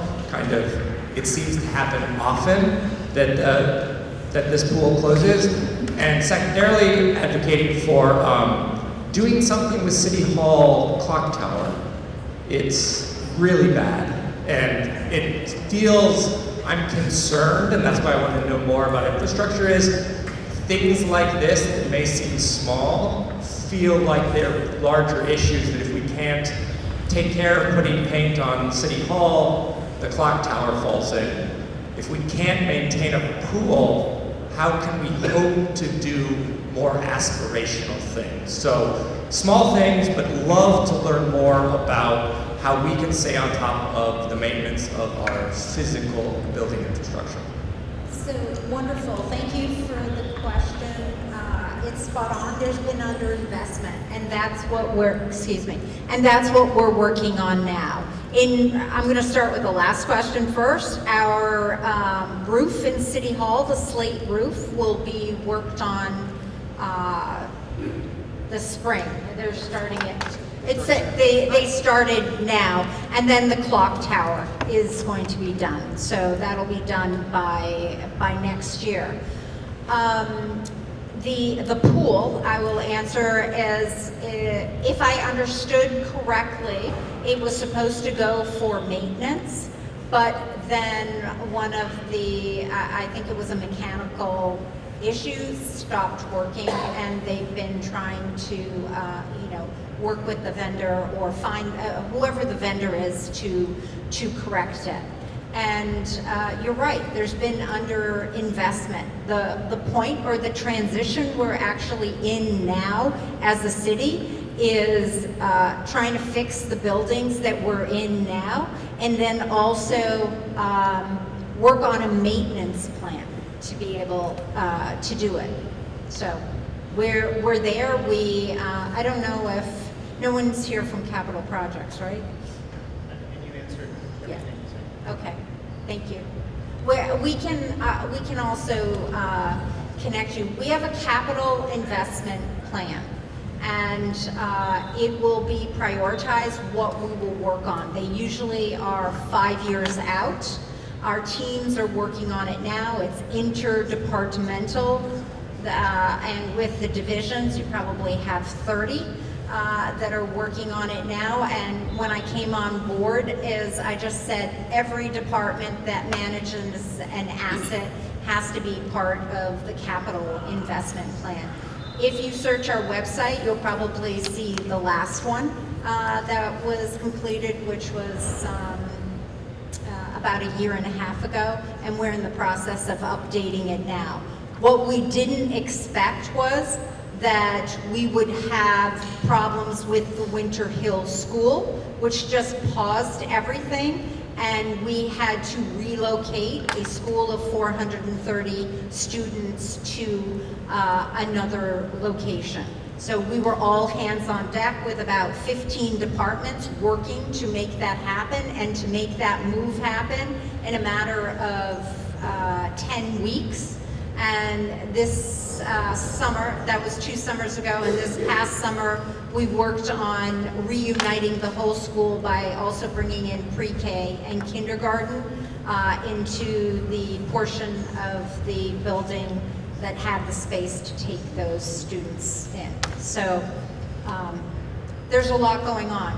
We're working on it. The plan will be published soon, but the old one, I'm sure you can find it on the website.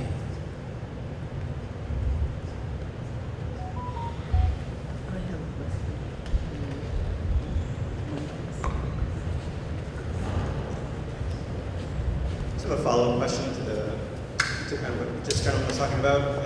Slide 34, you mentioned kind of like the needs assessment and the capital and financial planning, right?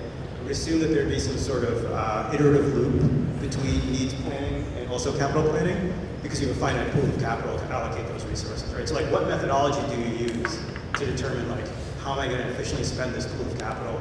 Am I just kind of like maximize all the projects I can do, or am I going to go for like the most important ones, and how do you decide that? That's a great question. First, we prioritize the projects, and then we look at, I oversimplify it, I call it the buckets of money.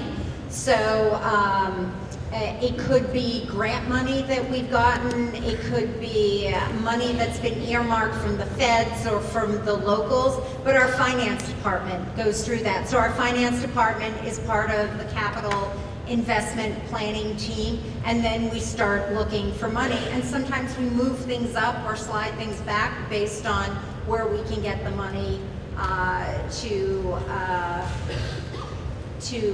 finance the project. I didn't hear the beginning of what you said, so I'm not sure if I answered everything. More so that like you have a needs assessment and you've got a capital and fiscal planning process. So I would assume that like there's some iterative loop that goes into like assessing your needs and understanding how much capital you have and how to efficiently allocate that capital. So you're not just like spending money, like you have to determine if you're going to spend money across a variety of projects or just like target like the high capital expenses, right? Correct. So like how do you do that is kind of what I'm saying. So we have an interdepartmental team that works on it. So it could be our engineering, is it underground issue? Our water and sewer. Is it the schools? Is it the parks? Is it,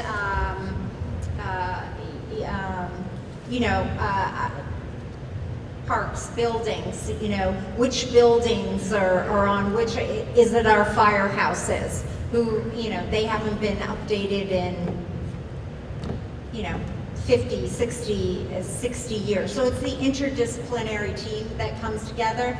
I can put you in contact in terms of the exact methodology the team works on. So I would just ask Victoria if you could get the gentleman's contact information. And they are very thoughtful and deliberate on all of that. And our finance team then goes through it and tries to figure out, again, which buckets of money can pay for which. And to know that we're also capped at 2.5%. So if you're talking about, are we financing too much? We can't increase our operating budget more than 2.5% year over year, just as a broad brush stroke. Okay, I have two what I think are really small, brief questions. I know participatory budgeting instructions talk about not adding staff and not hiring people. How can I best advocate for doubling the size of city staff, particularly in ISD, without becoming someone whose emails cause city staff to cringe when they see them? How can I advocate for more hiring, particularly in ISD, without driving you bonkers? So thank you for that. You know, during the budget time, I mean, you've said it now, and certainly with our city council here, we have to see, you know, where we are. And the first thing we look to do is make sure that we continue to employ our city staff who are here. We have a conservative financial forecast. Our city Director of Finance gave a presentation last year in February, another one in March, and then one in May. Right now, majority of our budget is funded through residential real estate taxes. Any new revenue comes from our commercial tax base, so new construction. We have not had a large project permit pulled in 2 years, even though you see the construction right now of 7 buildings. 5 of them are still in process. They do not have any tenants. So we right now will have 5 life science buildings that will probably go to 60% complete until they're able to get tenants, and then they'll finish doing the build out. So it's really important to understand or to hope that the economy recovers more quickly. We're competing also with Boston and Cambridge because they overbuilt. There was a lot of money in the life sciences and you know, in commercial pre-pandemic and leading into it. But that new revenue and that growth would come from our commercial, which would then help us pay for new staff. More staff. Yeah. More staff, please. The other one is possibly even quicker. The city website is a bit challenging to navigate.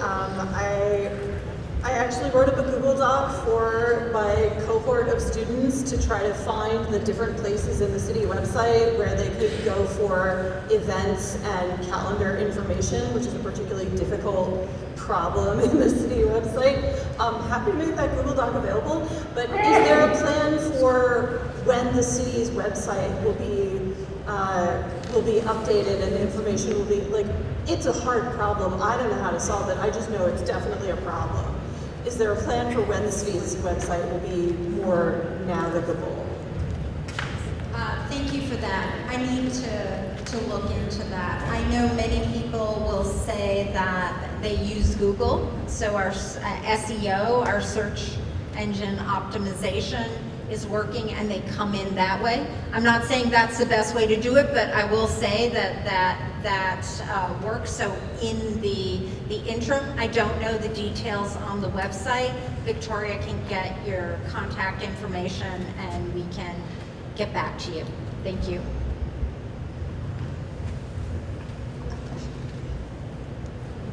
Hi.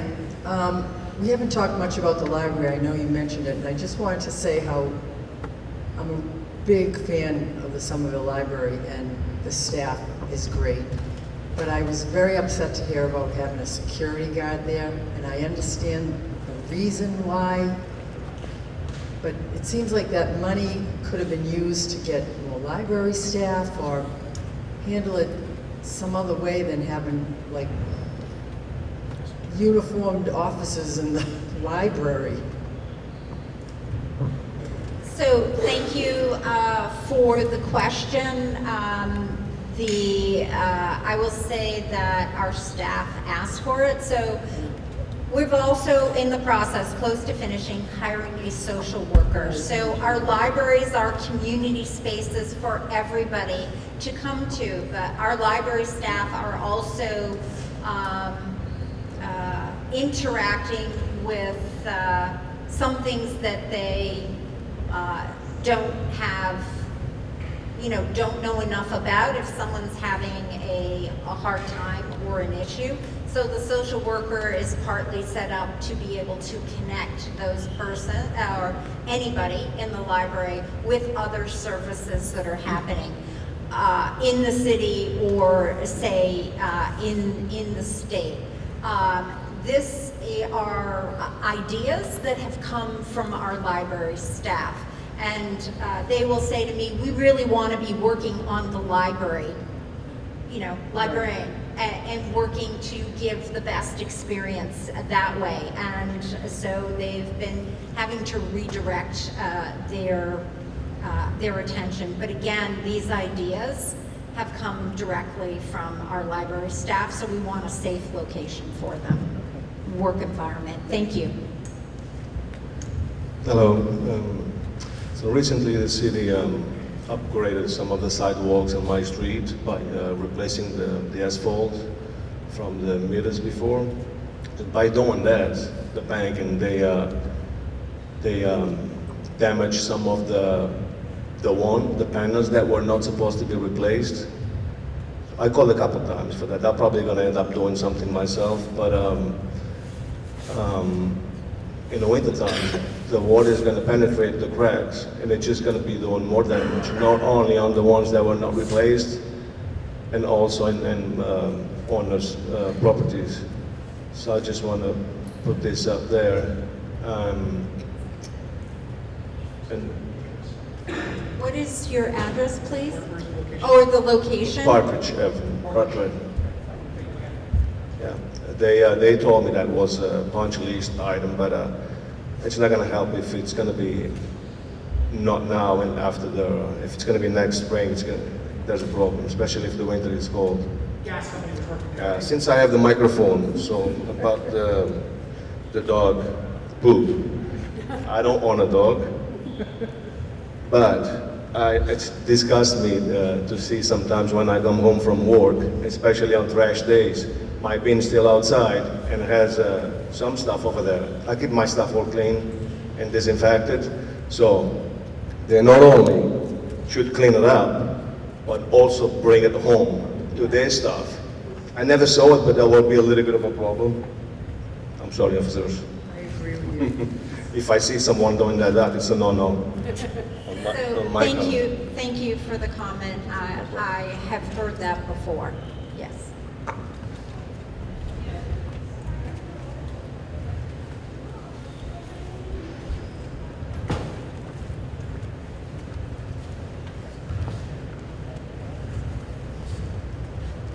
I was wondering if there was an update on the Broadway corridor zoning work that was happening with Somerville and Medford. It started kind of in March, April, and just wondering where that was.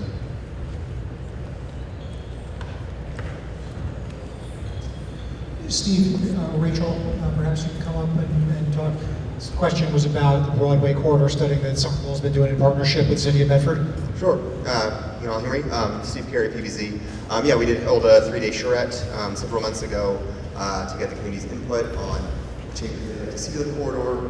That study was initiated trying to solve the issue of the zoning between the boundary of Somerville and Medford. Along that northern side of Broadway, the parcels have a very difficult time getting developed because they're subject to zoning in Somerville and Medford. So we've undertaken a zoning study to understand what the city would like to see, the community would like to see out of those parcels in terms of potentially increased density, around transit stations, how we might be able to zone to encourage land uses that people would like to see in terms of perhaps more commercial development. So I can tell you that right now we're working with a consultant. We're progressing the graphics for that. We're trying to get it into a sort of final form, so still in draft form.